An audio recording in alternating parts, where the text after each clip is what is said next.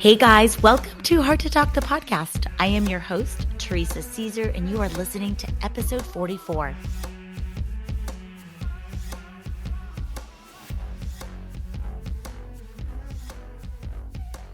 Resilience is accepting your new reality, even if it's less good than the one you had before. You can fight it, you can do nothing but scream about what you've lost, or you can accept it and try to put together something that's good. Elizabeth Edwards. Friends, are you ready to hear a story of resilience? Well, today's amazing guest, Clarita Escalante, is here to share with you her personal story of how she transformed a daunting cancer diagnosis and turned it into something good. She turned it into her journey back to health. She has now dedicated her career and mission to helping people build simple and actionable habits to reach their goals in every aspect of their lives. I bring to you my conversation with the resilient, certified transformational nutrition health coach.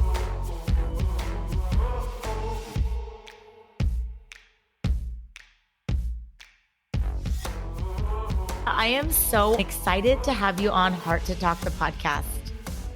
Oh my God. Thank you so much, first of all, for having me here with your amazing community and just allowing me to share my story. My name is Clarita Escalante, and I am a certified transformational nutrition coach. I was never so into nutrition or health or anything like that. But unfortunately, over 4 years ago, I was diagnosed with breast cancer. And it was just so devastating. At that time, I thought that it was the worst thing that have ever happened to me. And I was having such a hard time just really observing the news and just realizing what was happening to me. It all started back in December of 2017. I went for a regular mammogram. I was over 40 years, so I was getting them every year. And I received a phone call, and it was during the holidays, and I really just ignored the phone call because I thought it was more of a follow up and just, how was the service and all of that. And then comes January, and they follow up with a letter. And the letter stated that I needed to contact them immediately, and I needed to reach out to my doctor. And that's where my journey started. I went to my doctor. From there, I was going from one test to another. And as all of the tests came back with further no review, that's when I knew there was something going on more than just, normal mammograms. So I got to the point, it was March.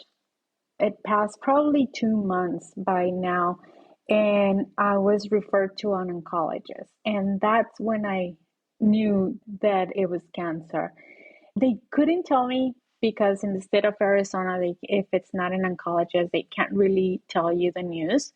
But I knew deep in my heart that that's what it was. I went to an oncologist. He confirmed. It was a Friday afternoon. I was his last appointment. And he told me, Clarita, I have an opening on Monday, which was 2 days later. I can actually move some stuff around and I can get you into surgery. I literally couldn't believe that that was happening to me. And the only thing that came out of my mouth was, well, you know what? Right now I'm going through training. So I'm going to think about it and come back in 6 months. And he was just surprised at my response. And then he said, no, I don't think you understand. He explained himself all over again. And then I came back with, I need to think about it. Let me at least give me a month.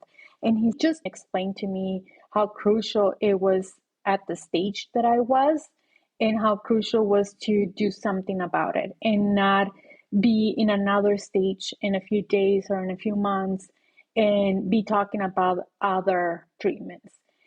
So out of fear, Teresa, I decided to go into surgery, got out of surgery, and I was already in this overwhelm and a stress sense of state prior to my diagnosis. And with this diagnosis, it just amplified all of the feelings, everything that I was feeling. And I was thinking to myself, why did this happen to me? Like, why me? And just kept victimizing myself with those thoughts over and over again. And a year went by.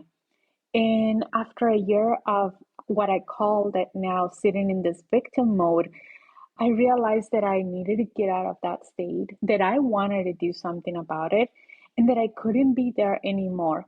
And the moment that I decided to do something about it, that's when all of the amazing podcasts, books, and just people came my way. And I say it in a way that it was like a miracle, but it wasn't. It was that everything was already around me. But when I realized and when I decided to make a change, I feel that's when I noticed all of those things that were already around me and they were just ready to support me. And now I often call it my journey to health because at that point I decided to go back to school, study nutrition, and I thought that by studying nutrition and really understanding the functionality of my body, I was never going to hear that word cancer again. And to my surprise, as I was embarking in this journey, I started reading more about holistic healing, holistic nutrition, holistic health.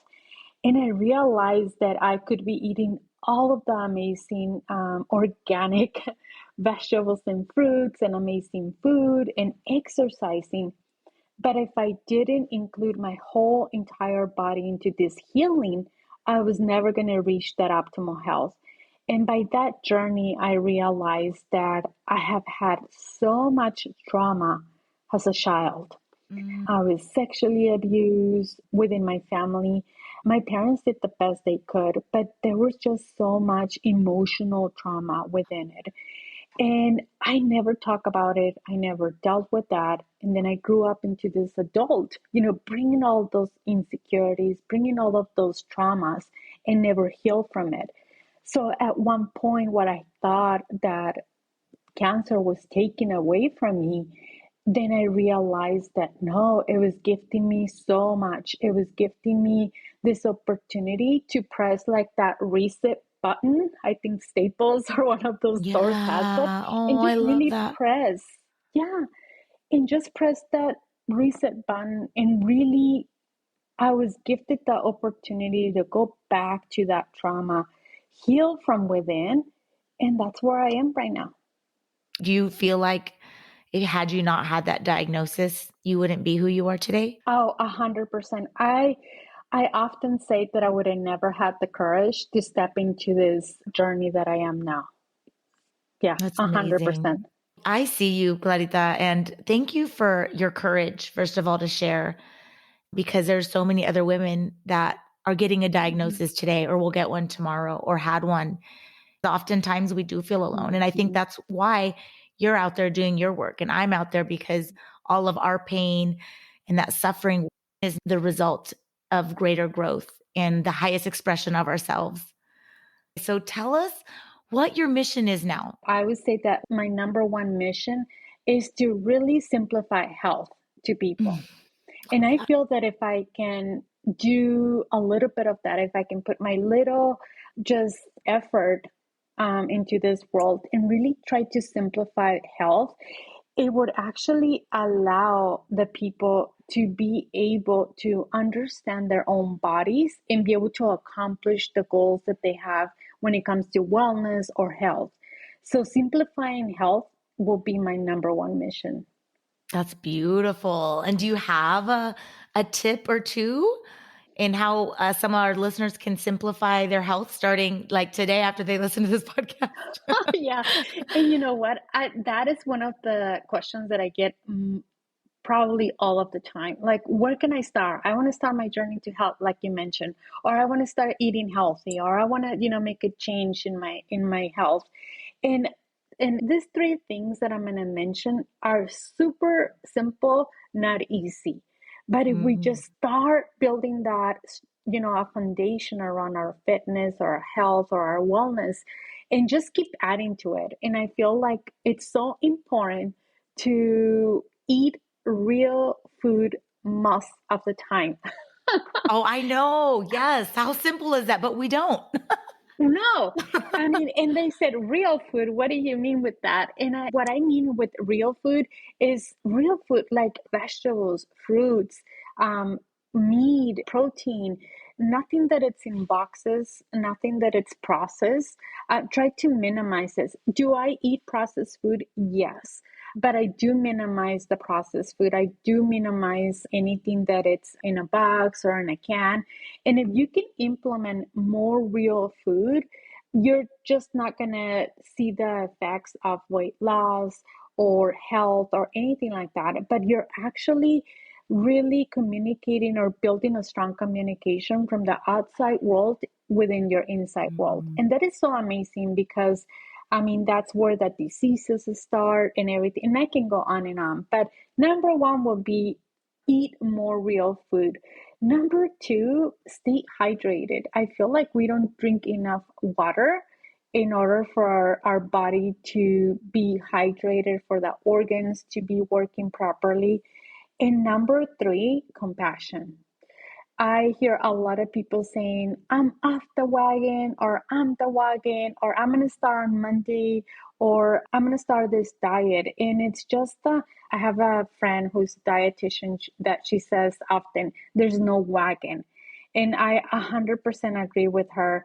It's just, have that compassion that when you start a journey, there are going to be challenging days, there are going to be imperfect days, like we call it, and that it's okay. I mean, we're not because we ate a processed meal or because we indulge on a meal during, when we went out to a restaurant, that doesn't throw all of the effort that you have done in the past. Or if you look at your life, you're always moving forward. We never go backwards. Never. Mm. We're always moving forward. And even if it seems with that meal or with that habit that we have that we haven't been able to change, that even if we feel we're going backwards, we're not. We're always moving Mm. forward. So I love compassion that. will be the third. Those are amazing, Clarita. I mean, simple, but like you said, not like we know the what. And I think it's fascinating. We all kind of know that, but we have to be reminded. But what do you think it is that blocks us from actually taking the action? Yes, I think so many things. One that I see is we don't have the patience. I feel like we want this transformation from one day to another. Mm. And in a journey, it's literally a journey. It's not, a race. It's something that we're working at every single day. And to have patience, to know that if we start a new journey, if we start a new habit, it's going to take time, and it's going to take time for us to master it, but to just keep working at it every single morning. It's an opportunity for us to practice. Wow, that's incredible. Okay, Clarita, so how can we follow your journey? Yes, you can follow my journey by listening to my podcast. It's the Clarita Escalante show, and it's available anywhere you listen to a podcast. I release weekly on Friday, to be exact, my episodes, and I talk about my journey, and I bring amazing women like you, and that shares their stories. I mean, their inspirational and motivational stories. You can also go to my website, which is claritaescalante.com, or follow me on social media. And yes, Well, I love it. I recommend following her, and your podcast is the bomb. I love it. So thank you for what you put out. All right. I'm going to close up this episode with the ending questions per tradition, Clarita. The first one, what is your favorite quote? oh, I have so many because I love quotes like affirmations. I'm just obsessed with them. And I would say one of my favorite ones will be, if it's not a hell yes, it's a hell no. Oh, oh my God. Can I just tell you, Clarita? Yes, tell You me, tell and me. I swear we are like on the same wavelength because that's been my recent one. I actually have it as a screenshot on my phone. Oh, it's Just bomb. to remind Yeah. myself, that Yeah. whenever I'm committing to something, that it's really coming from first, listening to myself and asking myself, is this something that I want to commit to? Clarita, thank you for that. Oh, so good. All right. And the second one, what is your favorite book? I have so many because I read one physical book a month and I do an audible a month. And I just love books. But the most recent one that I am just obsessed with it is Life Force. I actually have it right here. Ooh, Life Tony, Force who is it with by? Tony Ooh, Robbins. Yeah, by Tony Robbins and then Peter and Robert. There's two doctors that are writing the book with him. And it's just so amazing because it's so in line as well with my purpose of really empowering people and human beings, everyone to know that everything we need is already within ourselves, that we really just need to create that space to listen to our bodies, to listen to ourselves, to listen to our intuition so we can make the best decisions for ourselves. okay. So for the last question, what is the best advice that you have ever been given? Many. But not too long ago, from Lindsay Shorts, I was telling her that I had all this fear, that I wanted to do all these amazing things. And she said, just do it. Just go up there, do the messy action, and just invite fear along your journey. And I was like, what? I can invite fear? If fear can come with me, I don't have to like work on it to get rid of it. And that was just so amazing. I mean, it took a while for me to really sit in with amazing advice that she gave me. But that's, I think, what started all of the changes that you now see. The release of my podcast, the release of my journal, all of the amazing things that I'm putting out in the world came from, in everything that I'm doing it, inviting fear along the way. And it's amazing because it's just a reminder that I'm growing, that I'm stepping into the person that I'm supposed to be in this world. So that has been one of the best advice that I have been given.